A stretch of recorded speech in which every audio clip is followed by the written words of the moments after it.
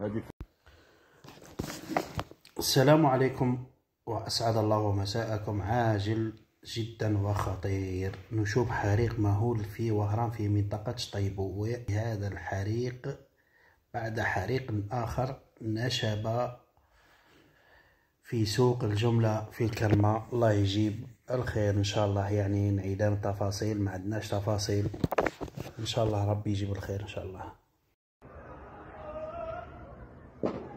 الله